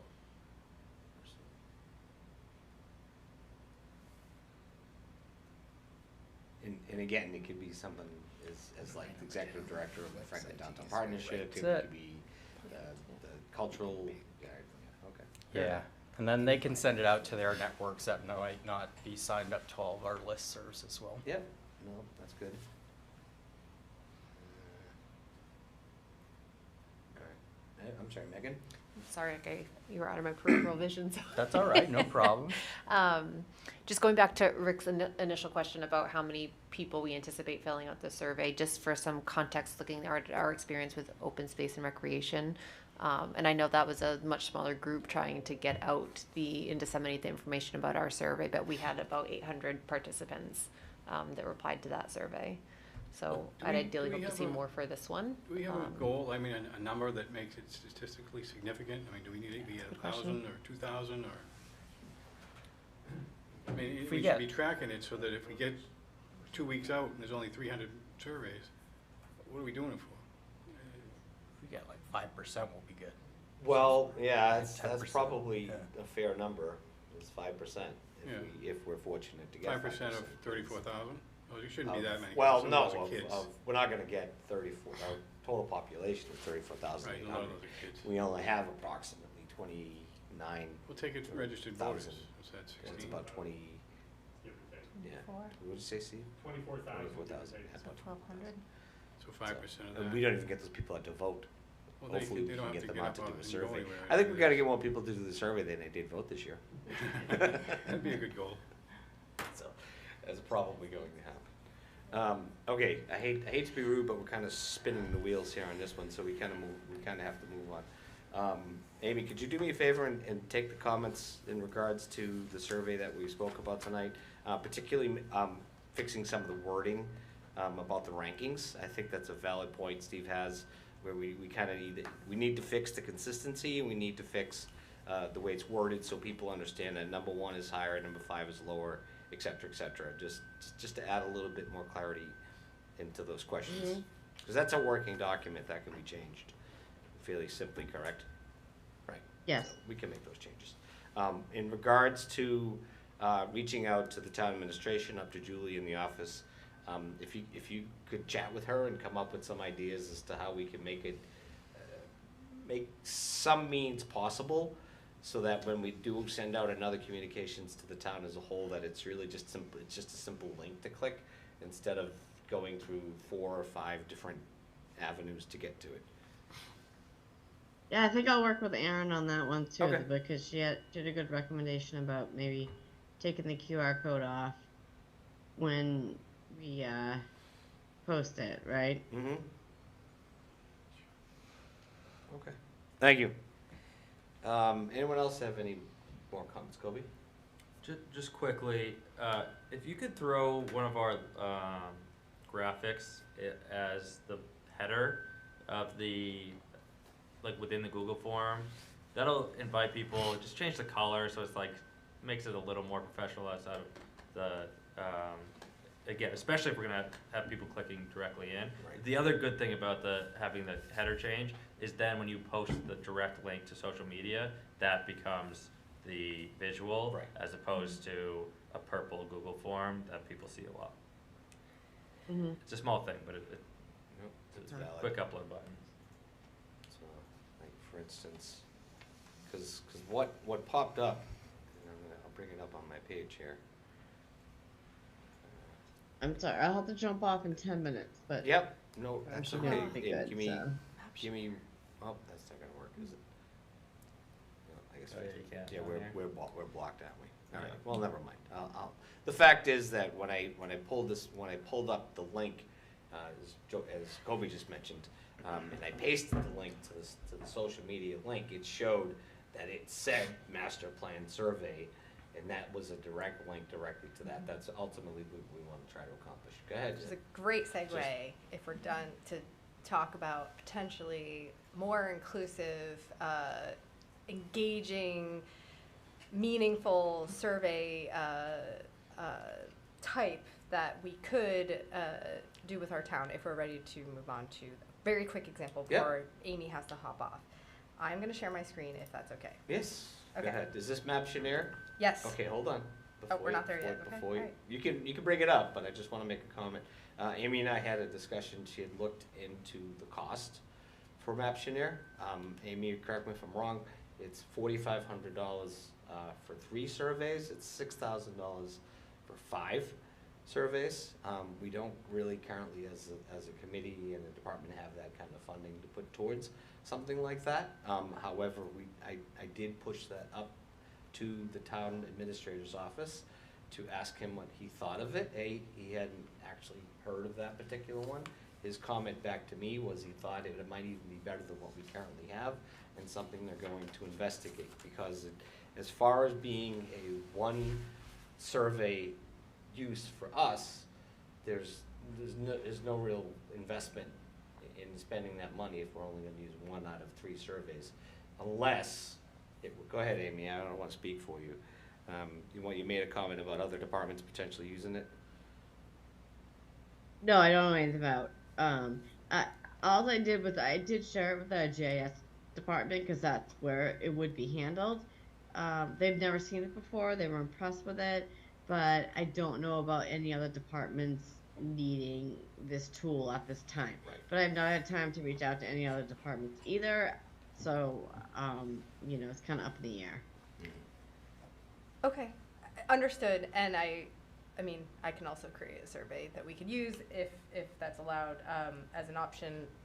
I don't know if that's allowed, but Well, nonetheless. I'm gonna follow up with the town administrator to see what his further thoughts were on it, because if this is a potential alternative for some other means of map making, questionnaires that our departments, not just the planning department, are already currently using, and it might actually be an improvement to what we Mhm. already have, Mhm. then this would be a logical pursuit, because then we could purpose it, meaning the planning department could purpose it for this as well as the other departments. So, and then that's kind of what Amy was leading up to, was we haven't really had an opportunity to speak with the other departments. Right. Because Right. it's kind of hard to justify the cost without actually. Totally. That's why I'm having- gonna just blow your minds right now and help you justify the cost. Okay, so here is an example of a town's master plan website page that you would come to even start. There's pictures involved, so right off the bat, it's kind of a proven fact that once you engage images, people are automatically more interested. They have a little video, and I don't have sound, but it sort of explains the master plan process, and even the welcome page itself is branded and has, kind of the multiple languages, that we're talking about, their town administrator, their mayor. So it's really engaging just right off the bat. And then it says, what is a master plan? Click here to learn more. Or you can just go to start taking the survey. And it's really easy to curate the questions based on the responses, but they start right away by getting people to use the map as a way of recording information. So all it does, it says, what brings you to Kent? Place a pin where you generally work or live, go to school. You don't have to be exact, give a general location. So if I put my home here, and then it starts to ask you questions. How long have you lived here? So these are some of the questions that we're already including, but in a more interactive way, right? I currently own my home, done. And then it goes back to, where do I go to school? Over here. I walk there. I take public transit. Wouldn't that be great? But the whole point is, right off the bat, it's getting people engaged with the map. And it's asking questions like, needing to find space for new homes. Where do people think that those should go? Click here to learn more about different types of housing. So maybe there's a link to a housing production plan or what the needs are. And then it gives you the option to place where people think single home should go, smaller apartment buildings, larger, mixed use. So when we're talking about zoning and land use, you know, these are all questions that if we wanted to ask the community in a really interactive way, we could, and it's very easy to understand kind of what you're doing and to use the map. It's talking about, you know, we can ask questions about jobs, we can ask questions about destinations, which I think is really fun. Where do I go to recreate? Where do I go to dine? Where do I go to shop? Tell us about yourself. So this is getting to some more of the demographic information, but just a little bit more than just your age or ethnicity. I go to school here. Then the stuff that we're already asking, right? Asking, it's also outreach. So how else do you want to be contacted? Website, social media. So it's also creating that database, and you can win a prize. So all these same type of things that we have in the Google form. And then how is this useful, right? So. Did you actually just take this survey? No, it's not. This is it's a mock website. Yeah. So don't worry. She lives in the most upscale neighborhood, you know? Hopefully, I don't know. I could live in an industrial park. I'm not sure. So how is this useful? In the end, it can create all sorts of map-based or heat maps that can create really compelling graphics that are the results of the survey. So, and you can play with how these graphics are created. But just from all those responses, you start to see overlays of, this is talking about, you know, cycling and walking. You can have people draw, I don't know why this is, sorry, I think this is just a graphic. I'm a Teams person, I'm not, Is this, oh, here we go. now, I guess my question to you, Jen, Yeah. is this Maptioneer doing the work for us?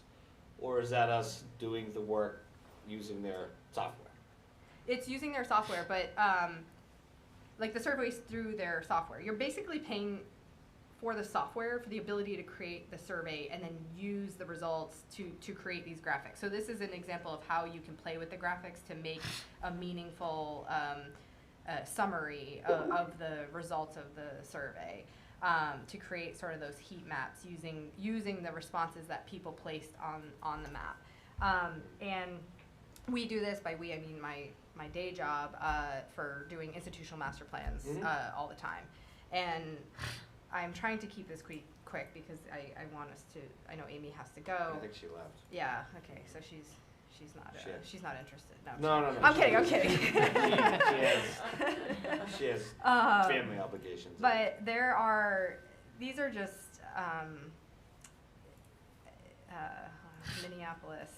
So it just creates a lot of graphics that take that data to Steve's point, like how is this even useful?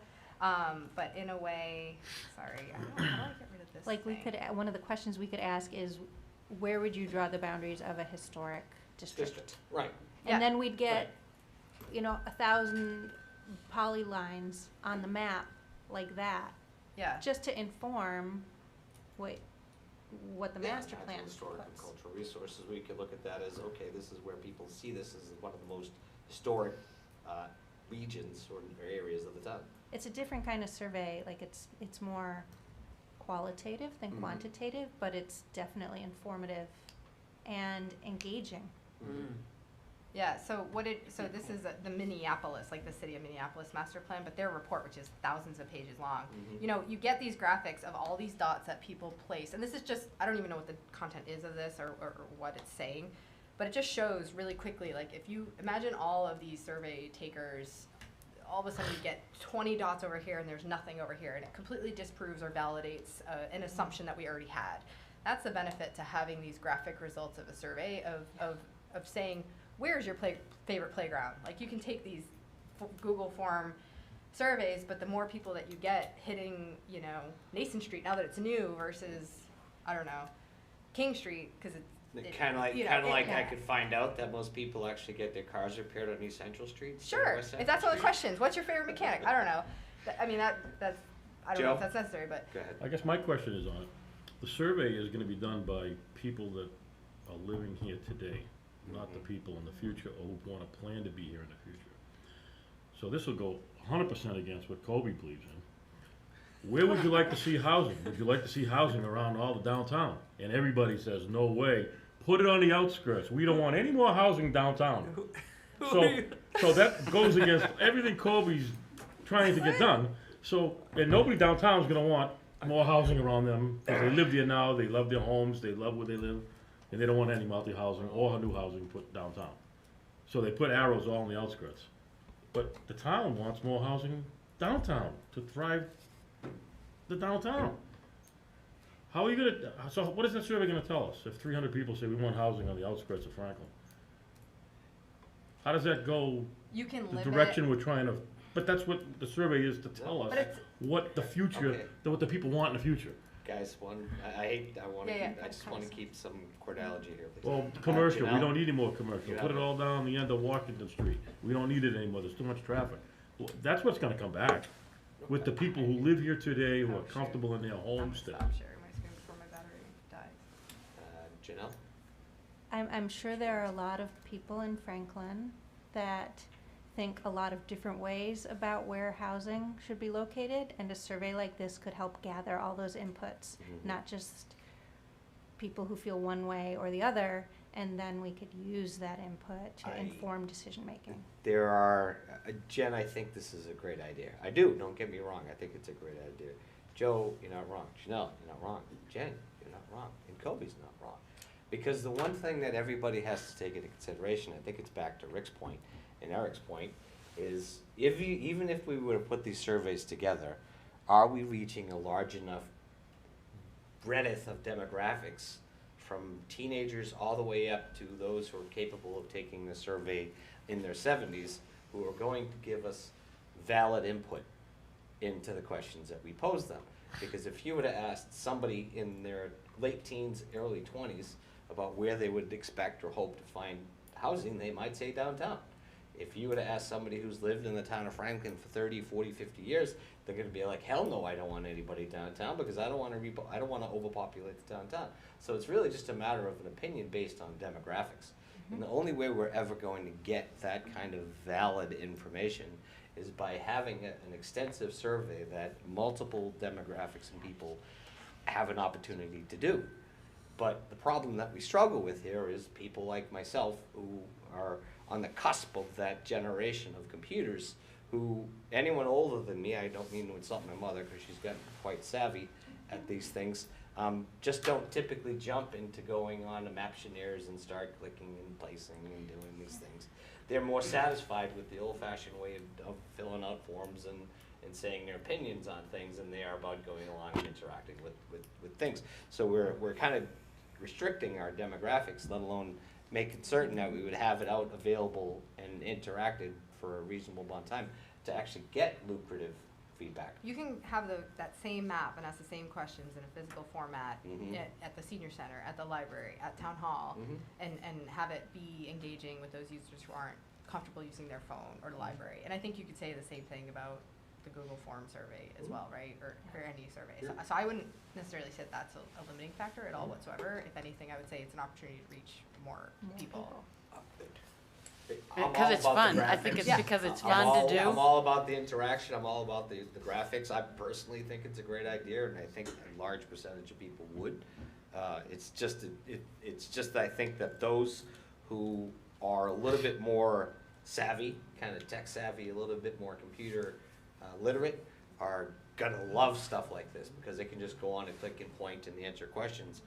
But it may leave, my fear is it might just leave out everything, or it might just skew the information, because you're gonna get a generation of people who are that kind of tech savvy, who think that the housing should be in the center of town, or whatever.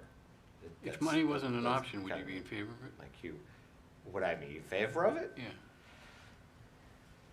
If it were available for a large enough time and we were able to capture large enough demographics within the time frame that we have to do it. Yes. Because like this survey, and I kind of think it's Steve's point that he made earlier, is, okay, well, you know, it's not done in such a way that I feel valid in answering this question, so you might lose people for that reason. But if we don't leave it out there long enough, we're not also gonna reach enough people to even get a valid amount of data. So, I don't know, it's a conundrum. Do we go with what we got and hope that it's enough to meet our needs for the master plan? Or do we continue to make further investments that we don't necessarily have the money at the moment to do? Offering to do it if the town won't pay for it. Hmm? I'm offering to do it with Oh, separately. That's what I'm saying. I don't know if that's allowed, but I'm offering. that's. I have to jump off. I'm sorry, guys. I gotta Yep. jump off. Amy, before you jump off, I have one last question for you. This is Jen's Sure. question. What's our legal restrictions in regards to, you may or may not know this answer, sounds like a Mark Sorrell question. Yeah, it's a Mark I'll Leave it to I'll Mark. bring it up with Mark, Amy, never mind. Let her go. Amy, have a good night. Thank you for your help tonight. We All right. appreciate everything. Thank you all. And Amy? Have a good night. Good night. Good night, Amy. Good night. All right, I'll reach out to Mark Sorrell. Yeah. But either way, I mean, money aside, I mean, it would just be good to know whether this group thinks that it is a worthwhile option to pursue or not. Because if we do, I think it's something we would have to move towards sooner rather than later. Oh, absolutely. Sorry, Eric, didn't mean to interrupt. No problem. I was just going to build off of it. And to your point, Glenn, about not everybody is tech savvy. How much time have I had troubles with my phone and calendars, getting them synced? I still can't do it. But we are New England, and we love getting together in a room. And I know it's cost restrictive, but I'll just put it out there because I don't think it's too late. Why can't we have some sessions on weekends, have a facilitated dialogue about what our community wants to be? Let's get the old maps out. Let's start putting, things out. Let's have a dialogue over off on the side and make it fun, engaging in games. We did it when I was living in Mansfield just a few years ago. We got at least 300 people together in the auditorium, in the school, for 2 hours on a Saturday morning, and it was fun. It was fun to be a part of the community and think about what we want to do. Does it cost money? Yes. But we'll get such rich data out of it, and it takes it out of the public hearings and the formal component to it, and I think it'd be really, really worthwhile to do. Can I work off of your comment for a second? Absolutely. The meeting that I had this morning with Bader and Barrett and Amy directly, one of the comments that Max has had about our first public hearing was exactly what you just said, was taking that opportunity to be in a relatively large venue where we can have an opportunity to post things and have these open kind of interactions for people to look at the maps, to look at signs, to make interactions on a board or whatever, and that our first meeting would be, our first open public meeting would ultimately be that opportunity to do that. Now, if with everyone's permission, I'm gonna segue into the next kind of out of the survey and into the next line item, which is about the meetings and improving the meetings, because that will give us an opportunity to actually set a date so that we can in fact have that opportunity to be or have a larger venue at our choice, at our discretion, to where we ever think it should be. And that actually is gonna be one of my questions after I get everyone's approval on the dates. So, with that being said, I'm gonna take it down to agenda item 5, which is the 2024 meeting dates. In front of everybody, I put a copy of the master plan proposed meeting dates. Kobe? You have a question? Yeah, before I move on. I have a comment on the dates. Oh, okay, all right. I just want to talk about the dates for just a second in how I came up with these dates, working with Amy. One, they're off Wednesdays from the council meetings, just like we are now. So to provide the opportunity to not conflict with council meetings, dates that have been chosen are dates that are counter to the council meetings. Second of all, there's at least 2 meetings a month. So there's January has 2, February has 2, March, etc. April has 1, May has 2, June has 2, July has 2, August has 1. Why? Because it's midsummer. And then you'll see the last 2 dates. I put these are actually tentative because if things have to change, they would be moved up. But I picked a date of September 9th, which is actually the planning board's projected meeting for their board for us to present a draft of the master plan. And then the 18th of September is in fact a legitimate town council meeting that I propose that we do the final draft presentation to the council. Now, as far as the dates are concerned, the 10th of January, the 24th of January, the 7th of February is the first proposed public hearing. February 21st, March 6th, March 20th, April 20th is the second proposed public hearing. May 1st, May 15th would be the third proposed public hearing, and then June 12th, June 26th, July 10th, July 24th, and then August 21st. Discussion. Kobe? March 6th is the joint budget committee meeting. Maybe we don't care. It means I couldn't make it, and maybe some of our stuff. It's also just like an interesting meeting that a lot of people, so but more importantly, May 1st is a town council meeting. May what? May 1st. May 1st is council meeting? Yeah, and I just pulled up our 2024 dates.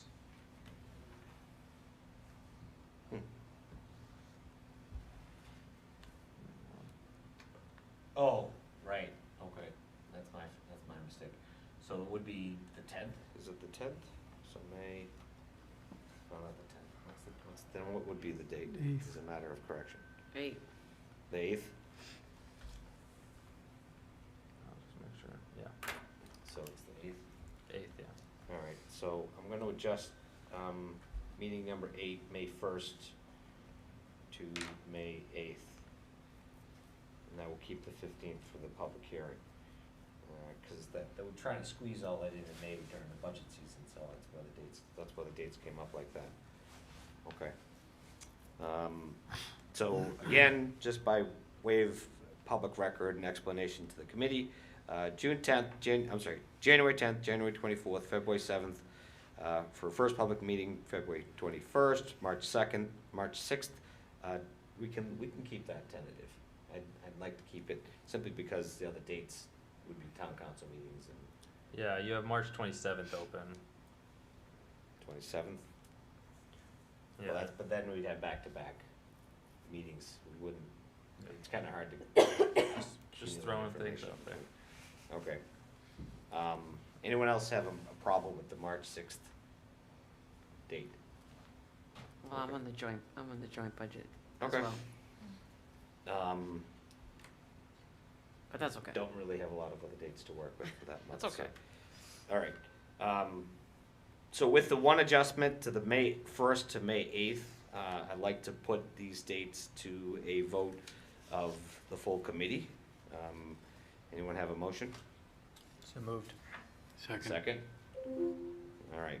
Clerk, could you do me the favor, please, of taking a roll call vote for the Master Plan 2024 meeting dates? Master Plan 2024 meeting dates. Megan, Yes. Gino, Yes. Rick, Yes. Janelle, Yes. Eric, Yes. Jen, Yes. Joe, Yes. Erin, Yes. Ken, Yes. Clerk, yes, Vice Chair, Yes. Chair, Yes. 12, 0, 1 absent. Thank you, clerk. I appreciate that. So that brings us to, actually, before I move on to talking about the February 7th first public hearing and the discussion we were just talking about, Amy had proposed that the January 10th date be set aside to discuss the survey. So I'm just gonna kind of add that in as a note for that date.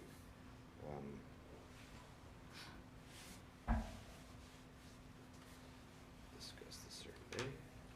All right. So one of the questions that came up with Bader and Barrett today, and this is Mr. Maxis had mentioned, was for us to kind of look forth to the February 7th first public hearing and come up with a venue.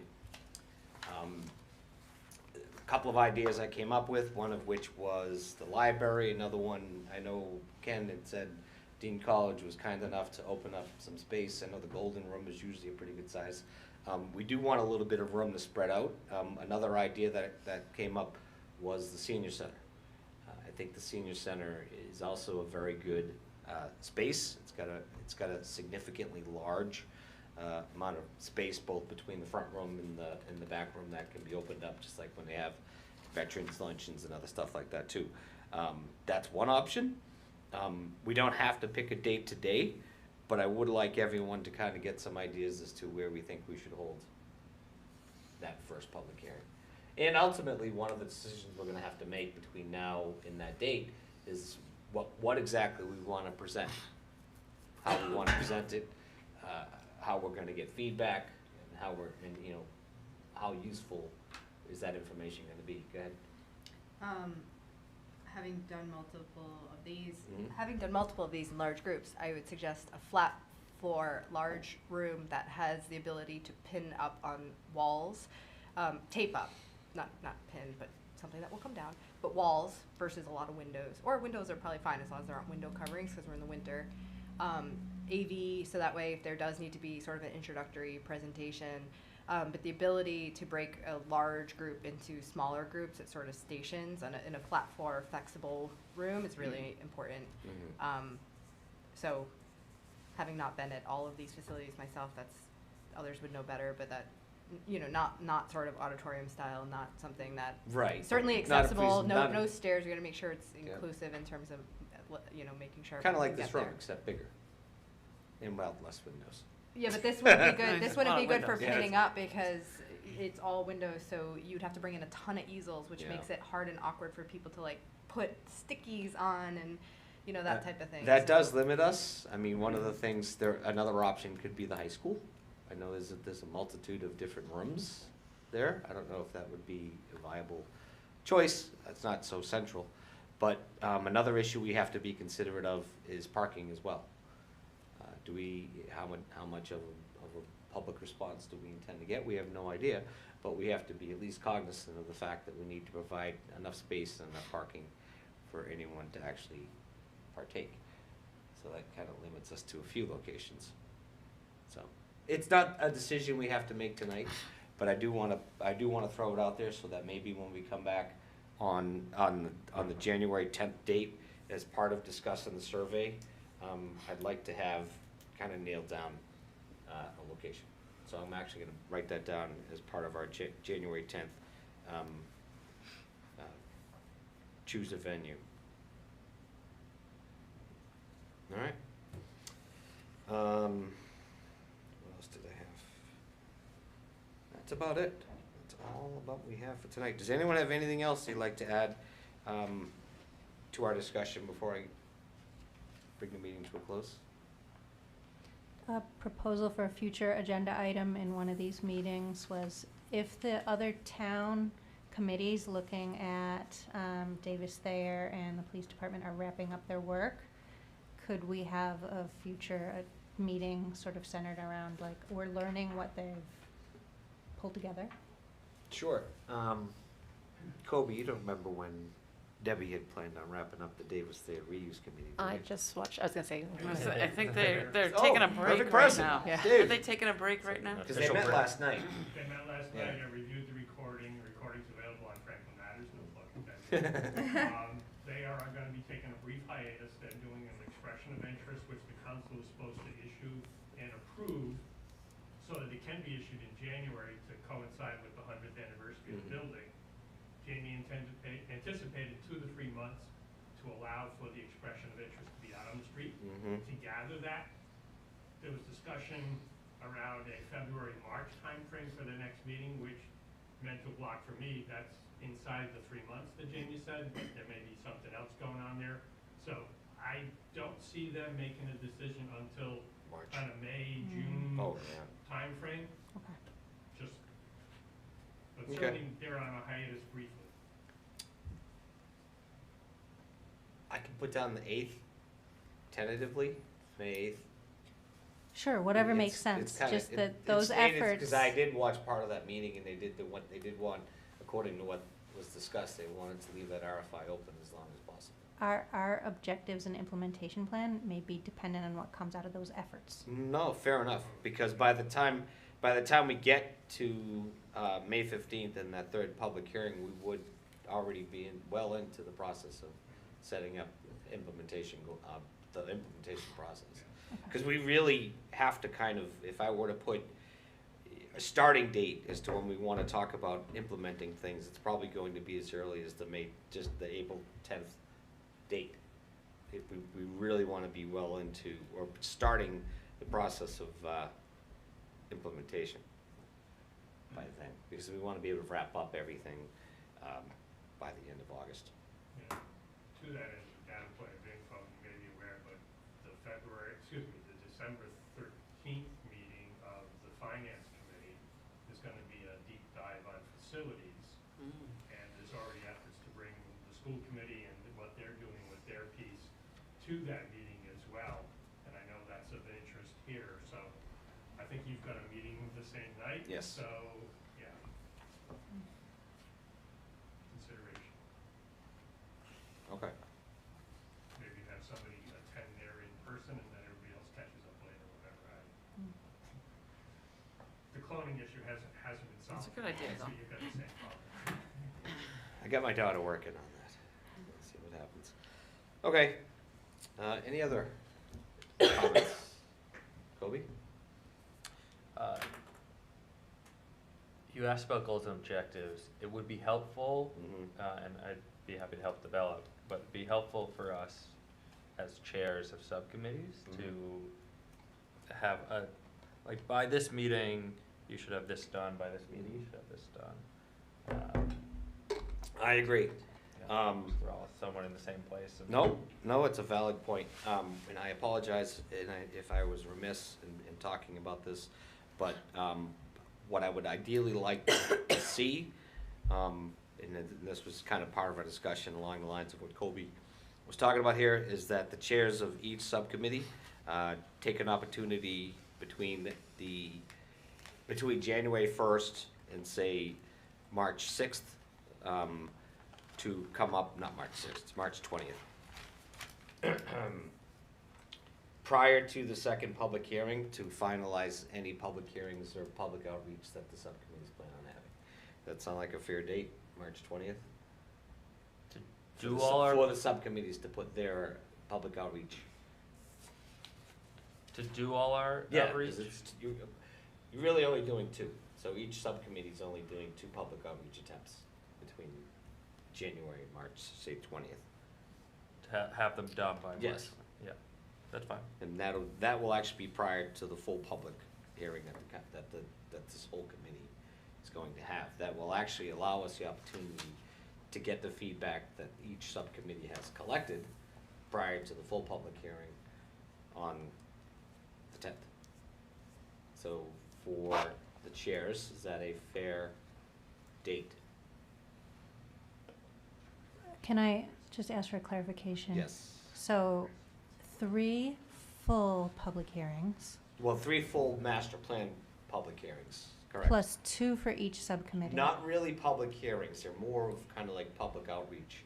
So in other words, they're not full-blown opportunities to engage with the public a lot like we're going to be doing on the February 7th. It's going to be kind of smaller venues, either at the library, at whatever choice, where you've made some kind of personal outreach to the public so that they can meet you and discuss these items openly.